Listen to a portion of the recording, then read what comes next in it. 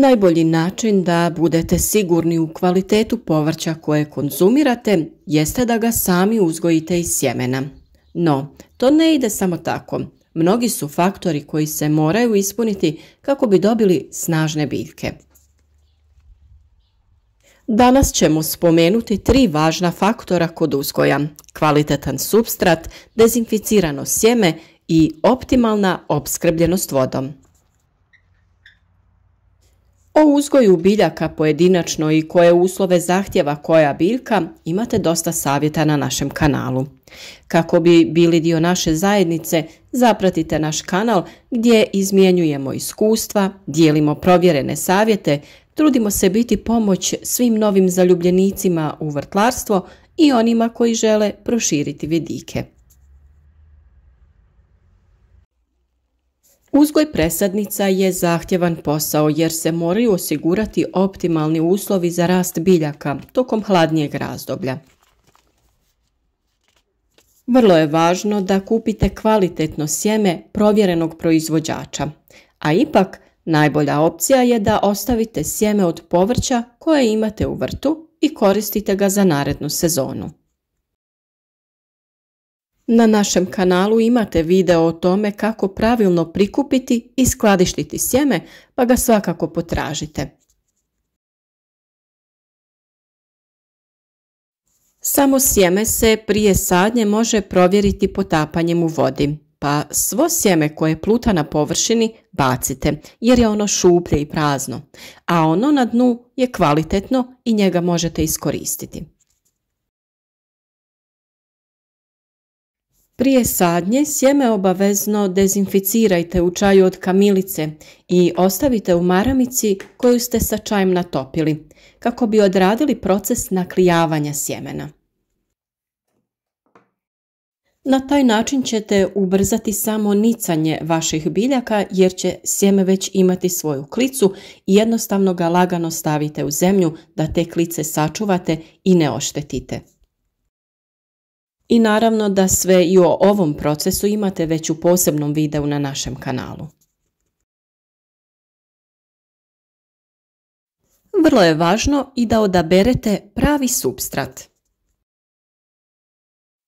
Kao što znate, uči se na vlastitim greškama i ja sam mnogo puta pogriješila. Što po preporuci prijatelja ili prodavača, što po lošem izboru gledajući cijenu supstrata. I ne, nije uvijek ono što je skuplje i ono bolje. Nekada je i ono jeftinije kvalitetno. U trgovinama sa poljoprivrednim repromaterijalom imate supstrate posebno namijenjene za sijanje i posebne za presađivanje, pa se raspitajte u vašim trgovinama. Supstrat treba lijepo da zadržava vlagu i da se ne isušuje, a kako bi osigurali da do isušivanja ne dođe, možete dodati perlit. To je naime prirodni materijal koji u sebe sprema vodu i po potrebi je ispušta u zemlju, nazad biljkama. S obzirom da biljke duže vrijeme provode u ovoj zemlji i da će se mijenjati vremenski uslovi što se tiče temperature zraka i supstrata, vrlo je važno da održavate kvalitetnu vlažnost zemljišta. I perlit također možete potražiti u agrocentrima i drugim poljoprivrednim trgovinama. Bilo kakvo odstupanje od određenih vrijednosti temperature zraka i supstrata može dovesti do oštećenja, manjeg rodnog potencijala ili do propadanja. Jedan od važnih faktora svakako je i zalijevanje. Mlade biljke prolaze nekoliko faza razvoja, od sjetve do usjeva spremnog za sadnju. Nije ista količina vode potrebna posijanoj sjemenki, tek iznikloj biljci ili odnjegovanom rasadu. Da bi posijano sjeme počelo klijati i nicati, potrebno je osigurati vodu koja će ga potaknuti da bubri. Zbog toga se nakon sjetve pristupa zalijevanju. Temperatura vode za zalijevanje mora odgovarati temperaturi zraka i tla koju pojedina biljka zahtjeva. Vrlo je važno da temperature budu što ujednačenije kako bi biljka klijala u predviđenom vremenu.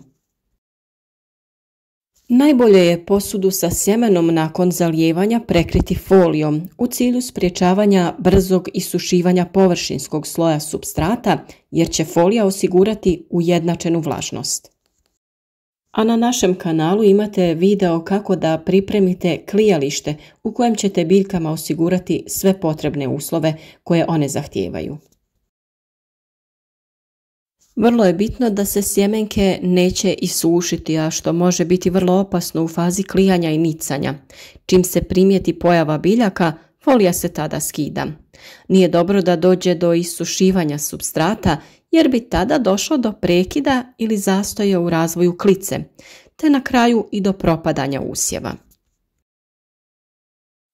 U periodu od sjetve do nicanja trebalo bi obratiti pažnju da nema previše vode, jer to također može dovesti do truljenja.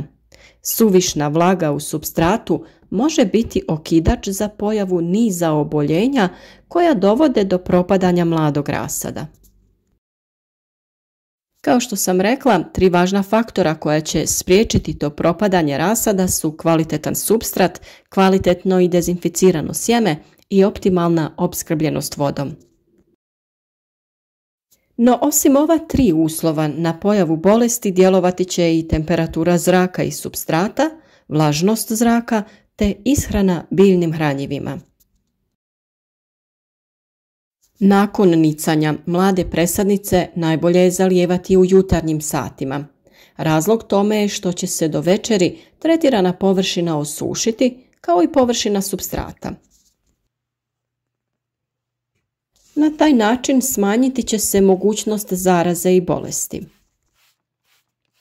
Zalijevanje mladih biljaka može se obavljati prskalicama koje stvaraju male kapi, jer suviše velike bi zbog svoje težine mogle saviti biljke i zalijepiti ih za površinu supstrata, a to će naravno dovesti do njihovog propadanja.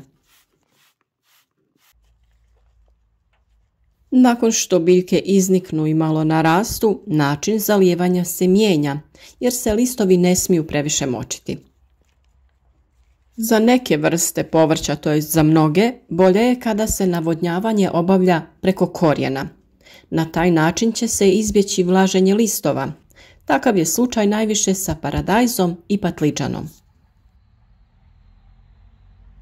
Voda koja se koristi za ove svrhe može biti različitog sastava i kvalitete.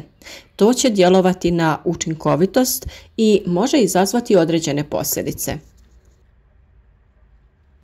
Najčešće hobi uzgajivači koriste vodu iz slavine, međutim, ona bi se prije upotrebe trebala filtrirati ili je barem ostaviti nekoliko dana da se slegne talog, jer ta voda sadrži sredstva za dezinfekciju i često ima visok sadržaj kalcija. Sve to će rezultirati narušavanjem strukture supstrata i imuniteta rasada. Ukoliko nemate filter, voda se jednostavno ostavi u posudi 3 do 4 dana. Zatim se polako odlije, a donji sloj u kojem je talog izlije se. Tokom tog perioda ispariti će i sredstvo za dezinfekciju. Ono posljednje što je također vrlo važno jeste prihrana mladih biljaka. Iako je supstrat za presađivanje bogat potrebnim nutrijentima, biljke u njemu budu duže vrijeme, pa je potrebno dodati te nutrijente. To se može raditi zalijevanjem supstrata oko korijena, a može i folijarnom prihranom preko lista. O ovoj temi smo zadnjih nekoliko dana već govorili, pa potražite detaljan video o pravilnoj prihrani presadnica i kako možete na prirodan način da napravite svoja hranjiva. Reći ćemo još da je važno da biljka u toj početnoj fazi dobije hranjivo u kojem ima više zastupljen udio fosfora i dušika, jer su oni zaduženi za ukorjenjavanje i razvoj zelene mase. U NPK hranjivu omjer bi trebao biti 1:2:1. to jest fosfor bi trebao biti najviše zastupljen. A u jednom od videa smo vam dali i recepte za pripremu prirodnih hranjiva i biostimulatora koje sami možete napraviti. Mi se stvarno trudimo da u odvojenim video savjetima objašnjavamo vrlo važne korake u uzgoju biljaka. Zato svaka tema ima poseban video, pa je neophodno da savjete pratite redovno kako bi na kraju to sve mogli da povežete. Ukoliko ste propustili neki od videa, možda vam nešto neće biti jasno, jer smo nekom koraku više vremena posvetili u jednom od prethodnih videa, a u ovom možda nismo posvetili previše vremena. Za sva pitanja naravno nam se možete javiti u komentarima i mi ćemo probati da vam odgovorimo ili da vam stavimo link za video u kojem je to sve detaljno objašnjeno.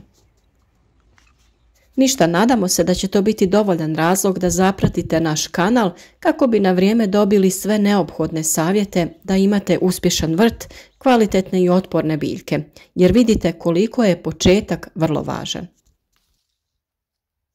Ukoliko ih baš od početka pravilno njegujete, one će biti otporne na štetnike i bolesti, a vi ćete uživati u obilju zdravih plodova.